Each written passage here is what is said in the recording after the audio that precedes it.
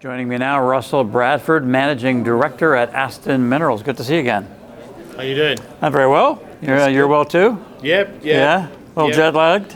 Jet lagged, but busy couple of days, so it's I good. bet, yeah. It's a lot of good conversations. Yeah, it's great, yeah. So you've got the billion-ton Edelston project near Timmins. You've been drilling, and you say that you're starting to see two distinctive zones, basically, Bardwell and B2, correct? That's right, yeah.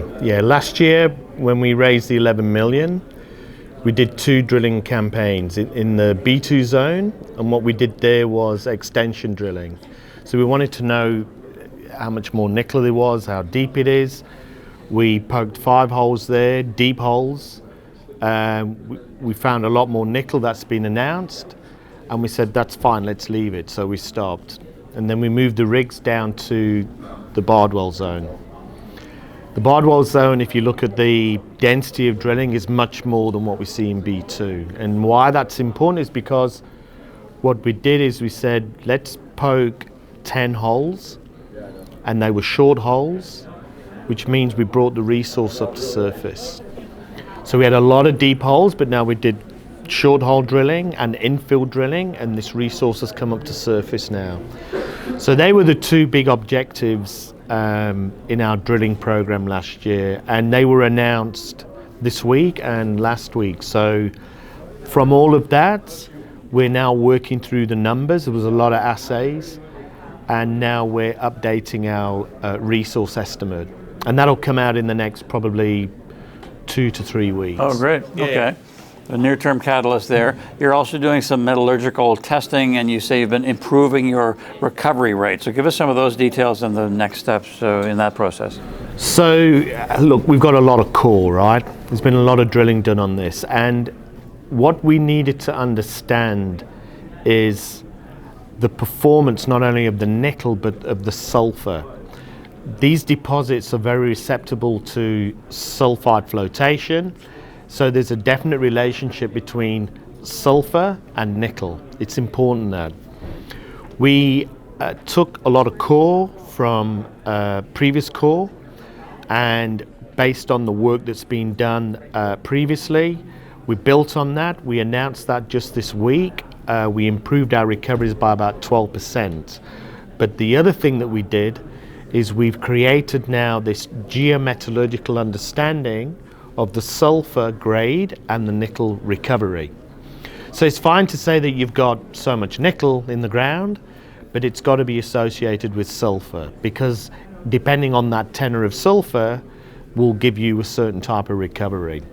That was announced this week, and I spoke about it yesterday, and it's a big step forward because we can now start to plan future drilling, get some head around some basic economics of this project, and understand the sulfur distribution throughout, and based on that then understand what type of recoveries you'll be getting from this ore body.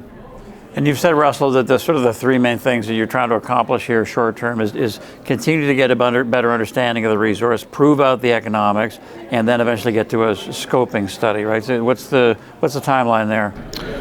Well, with all the core that we've just generated from all that drilling between B2 and Bardwell, now that we've got all the assays back, and we've got this relationship with sulfur and nickel recovery, we'll be able to now composite more sample.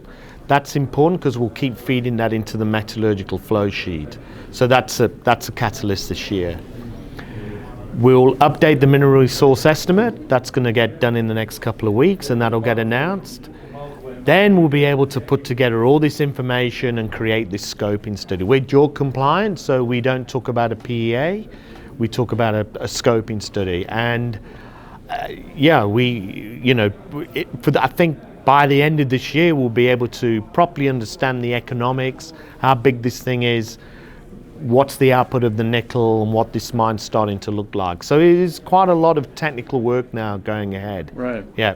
And so you've also talked about the potential for some talks possibly with offtake partners potentially, but is that, and you want to do that at the right time? Is the right time arrived yet, or still too early? It's way too early. Yeah. I mean, You just don't. It's just not even in our equation at the moment. No. No, okay, fair enough.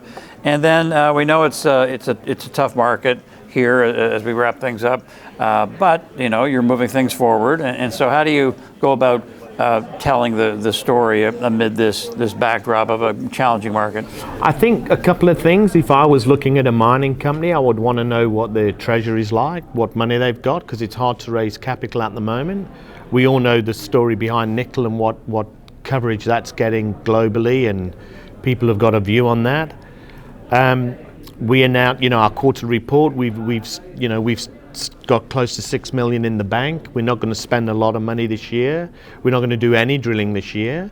So I think that's a good catalyst as a company to say we don't need to do a raise. That's the first thing. I think what we're starting to do as a group is to demonstrate to potential investors and our current shareholders that we are doing the right thing at the right time.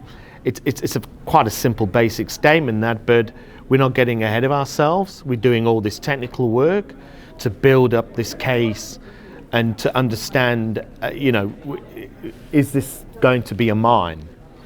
And I think all the work we've done so far with the drilling, with the MET work, and this geometallurgical kind of understanding has been the right work to do at this point in time.